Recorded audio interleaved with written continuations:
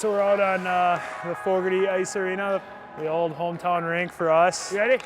Brings back a lot of good memories. Even the smell just coming out here. It's got a different feel to it than most rinks. Head up, head up, head up. So we got Riley Tufte. He's in the Dallas Stars organization. We got Ian Scheid, just graduated from Mankato, signed in Colorado's organization. And then we got Taylor Richard, who played at Miami, Ohio, and played pro after in Utah. You're doing good, man. You look good. My heart is still here. I love it. It's an amazing place to grow up and play hockey, and I had a lot of opportunity because of it, so I wouldn't change it for the world. Nice. We're going a little 2-on-2 here. I guess we're the old guys today. Riley and Scheid versus me and Richard. So I'll see. Hopefully we can get a W. First to 3. You gotta go down and back if you lose. Nice.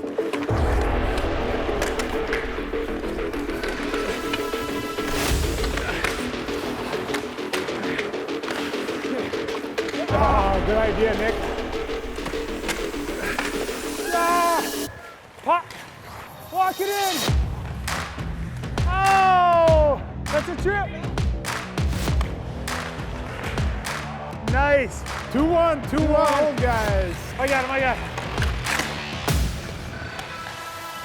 Yeah, baby. Get on the line.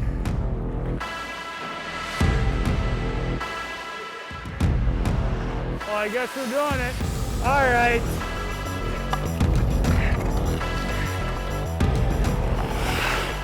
Should we end on a little shooting game? Every hockey player in the world knows 2-puck, but usually do it at the end of the practice. Get 1 shot, and then 1 freestyle, deke, shoot, whatever you want to do. Scotty, you're in. What? Oh, on this? 2-puck? So you get punished if you don't score. Last one has to pick up pucks today. Nice.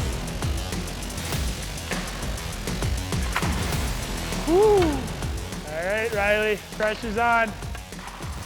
Oh. Oh. Riley's up, Riley's up. Let's see.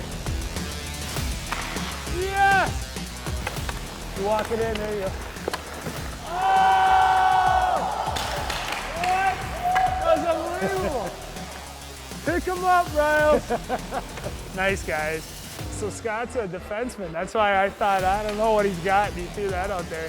I think Scott holds the record for most goals in a high school state tournament as a D-man. Scored 5 goals in the state tournament. I guess I should have expected him to score with that stat line. But yeah, the old Irondale Knights, Scotty Richard, 5 goals.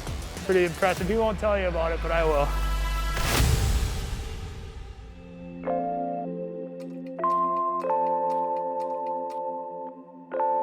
Everybody wanted to be like Nick, basically. Everybody wants to be like Mike. Everybody wanted to be like Nick and Blaine. That's kind of how it is. You know, when I was a kid, I just wanted to be on the varsity team for Blaine. That was kind of my goal when I was a little kid. I'd go to those high school games, and my uncle coached the 2000 team that won the state championship. Those were kind of my idols, the Matt Hendricks, the Brandon Bochinskis, the Justin Johnsons. There's a lot of guys that I remember the whole roster from that 2000 team. I think it would have been probably either sophomore or junior year where Nick started kind of helping out around the locker room, working the bench as a stick boy a little bit here and there. Empty net, shot, score! Nick Bjugstad lights the lamp for Blaine. As a freshman, he was only 5'9", and then he came back the next year and put on 5 or 6 inches. And you put that growth on a kid that was talented as he was, as now he was a 6'6" monster. Sophomore forward, number 27, Nick Bjugstad. This is Nick Bjugstad. Cuts the corner, moving in. What a pretty goal! His 3rd goal of the state tournament. I was fortunate to be a part of a lot of good teams at Blaine. We made it all 3 years I was there. We never won it.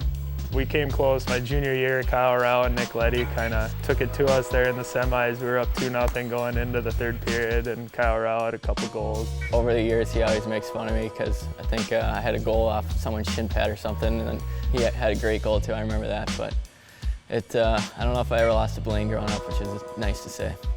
Still have nightmares about that one. That was tough, but stepping on that ice and front of all those people. It's an undescribable experience. I'm pleased to announce that the winner of the 2010 Mr. Hockey Award is Nick Bjugstad of Blaine High School. Having lost on Friday, that was such a disappointment, and that Sunday receiving that award was awesome. I think I would have rather won a state championship that Saturday night and surrendered the award, but it definitely was an honor, and it was just crazy. I'd like to start off by saying really any of these guys could be up here right now. There's just so much talent at this table, and it's an honor to be here right now. What a great feather in his cap to be the best high school hockey player in the state of Minnesota, because there's a lot of talent here. And for the city of Blaine, it kind of reiterated the point that we're becoming a hockey town, so we're on the map. Yeah. He's a big name. Every time that you think of Blaine, you're thinking of Nick Bjugstad, so I think that's pretty cool. He's the Blaine icon, I would say. You see him around the rink, his jersey, the picture over there. It's just, he's the guy that everyone looks up to.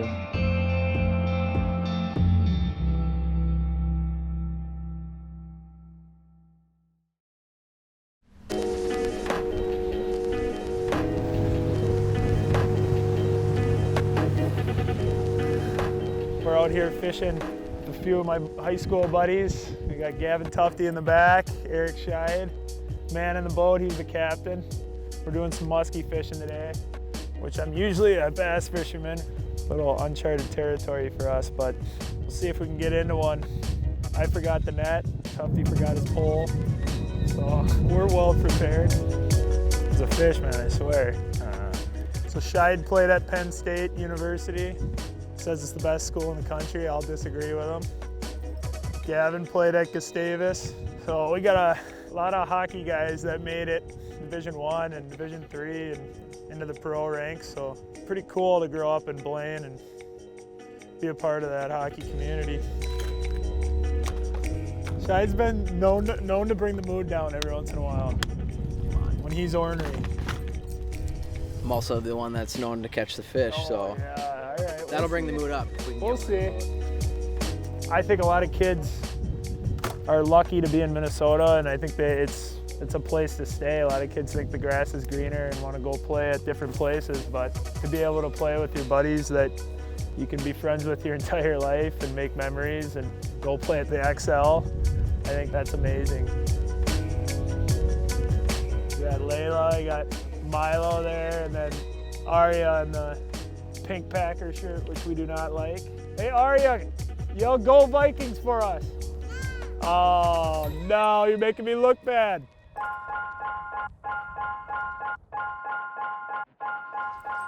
It's tough getting these muskies. 10,000 casts, I don't know, what are we at? So I got 9,000 more to go.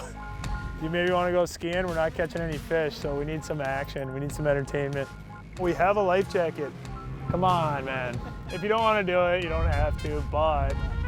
He's trying to get me to go water skiing. The water's too cold.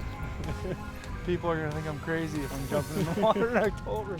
I mean, if we had the skis on here, I would probably already done it. Yeah. I'm gonna call Jackie, she'll bring them down, and we're doing it.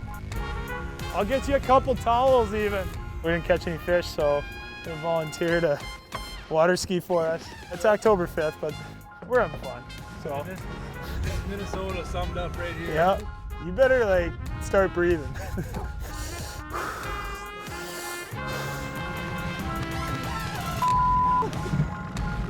Gosh, that's cold. Ready? Hold on. Woo!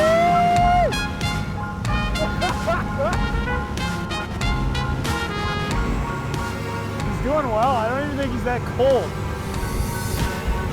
Watch this exit, Scheider. Watch this exit. Oh my God. He acted like he knew what he was doing there. I guess maybe he does.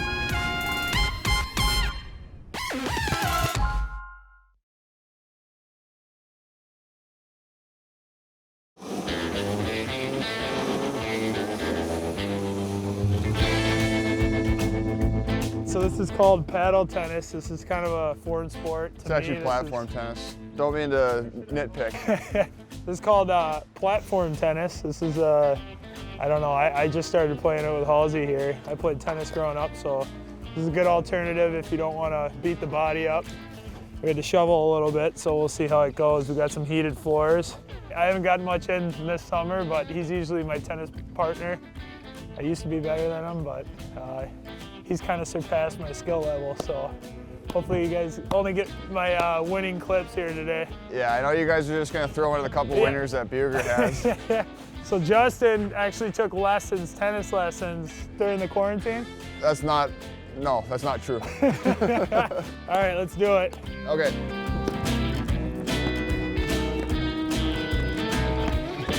Nice shot.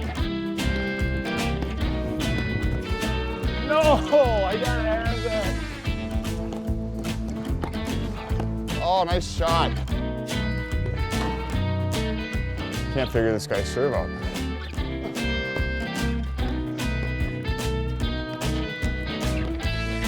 No.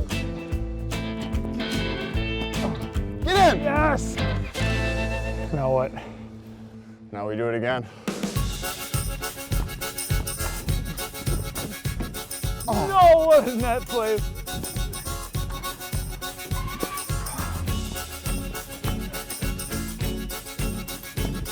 Ah. Oh my God, good shot. Ah. Ah. Okay. I'm on to your serve. Ah.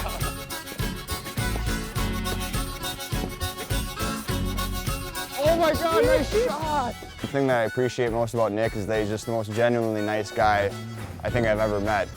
Oh, that was wide. I thought I had that. We had a big rivalry in high school, just knowing each other and both going to Minnesota.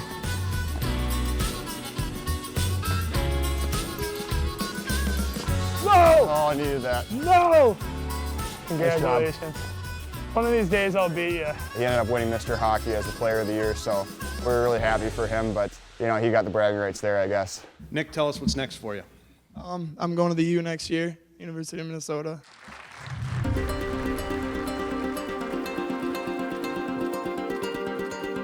When I went to visit at Minnesota, I hadn't visited any other places. I was talking about going to some other schools and visiting, but they offered when I came, and I had no idea that that was coming. I don't think my mom or dad did either. We walked out of there kind of with our jaws to the floor. We couldn't believe it. I called them 2 days later, and I didn't even think about another visit. Bjugstad deep fire, scores! It's a power play goal! It was awesome. I loved it. You know, those are some very important development years, physically and mentally. I was always a very skinny human, still am, but those years you're allowed to really hit the gym and learn how to put some weight on you, and I did that, and I knew that was an important aspect of making it to the next level. Here's Bjugstad over the line, slaloms in, Bjugstad scores! I played with Kyle Rao those last 2 years. We played together the entire time. We had a blast together. Me and Nick, we lived together my sophomore year. We had a 4-bedroom apartment. He's a decent roommate, really messy. I'm sure he's cleaned up his act now that he's married with 2 kids now. So. Rao tried to feed Bjugstad, but that was broken up. And now Bjugstad in for Minnesota. Bjugstad walks in and scores! What a move by Bjugstad! Those years there, being able to get a college degree and be with a lot of Minnesotan players and have that camaraderie was amazing.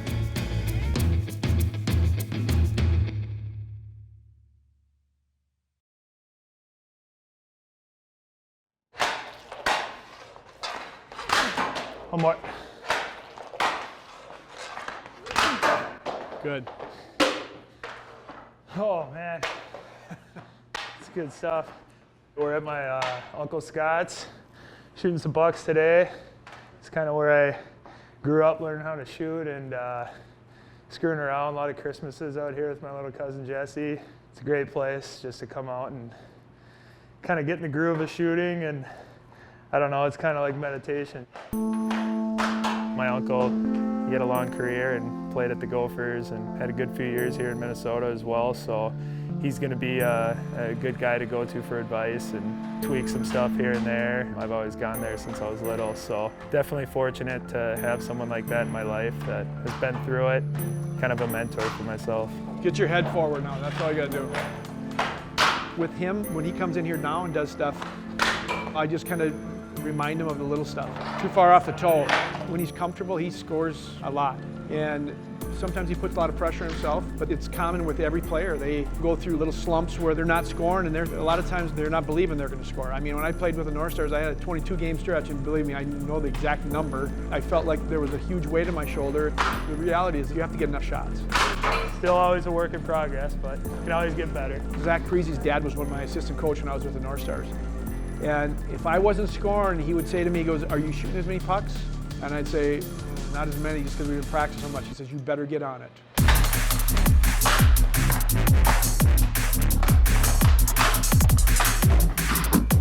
I was aiming for your camera. It's the perfect spot.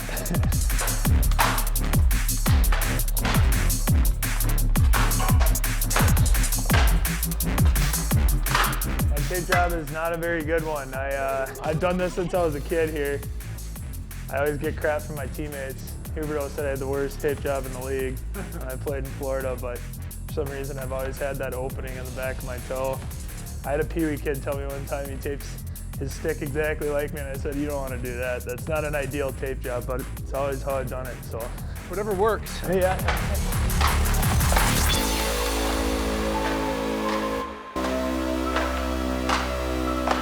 Try to get it like this, drag it over, so you're getting around the goalie.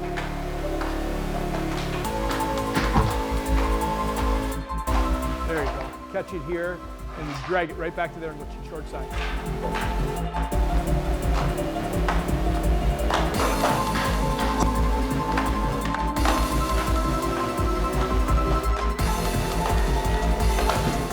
That's not it. Sometimes the last one's the hardest here. Bear down.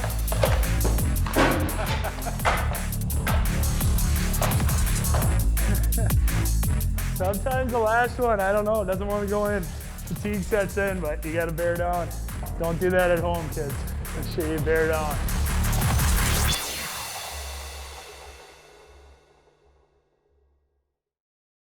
We got the crew here. We got little Layla Jean. This is our firstborn child. This is my wife, Jackie. And then that is little Lucy. We got a house full of girls here. They've been keeping us busy. Can't forget about this guy. This is Milo. We've had him for about 5 years. We got him down in Florida. He's a good pup.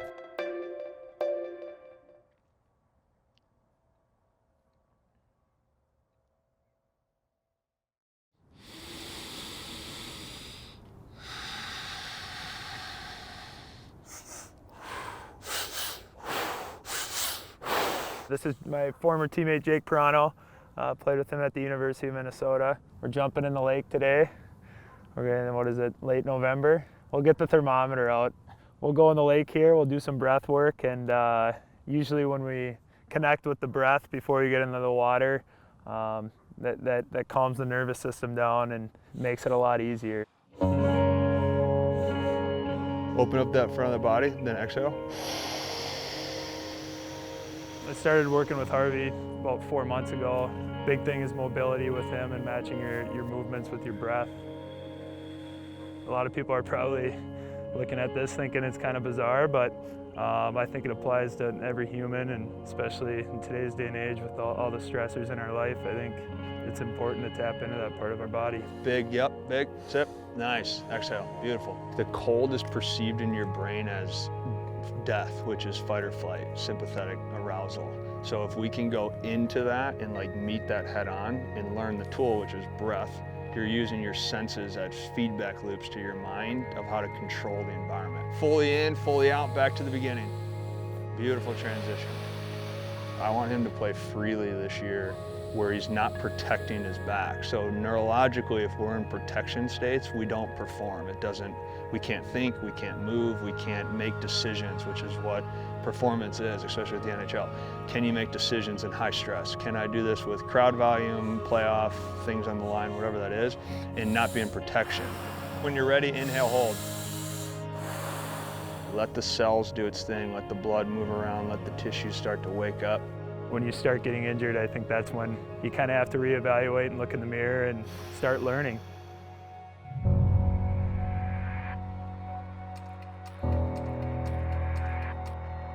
One of the Penguins is down and hurt here, guys. It's Bjugstad. Bjugstad is down by the Penguins bench and certainly in a lot of discomfort. I tore my groin, so I had a surgery there and early in the season. And then I had, from that, and it's all kind of correlated, I had a back surgery. My core never really got back to full strength. I was trying to rehab and get back on the ice in Pittsburgh and just never really felt great from the standpoint of the groins and the core.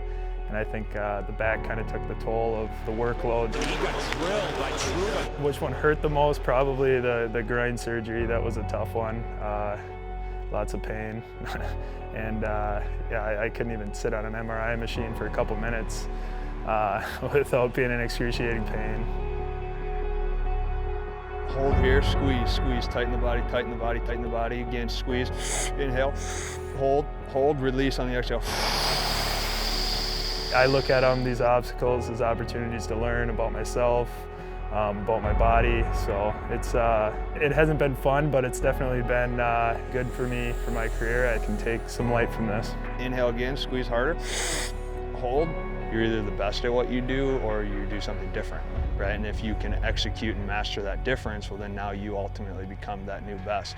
And so I think he's taken extreme pride in that and made himself his own player. Release all your tension, exhale.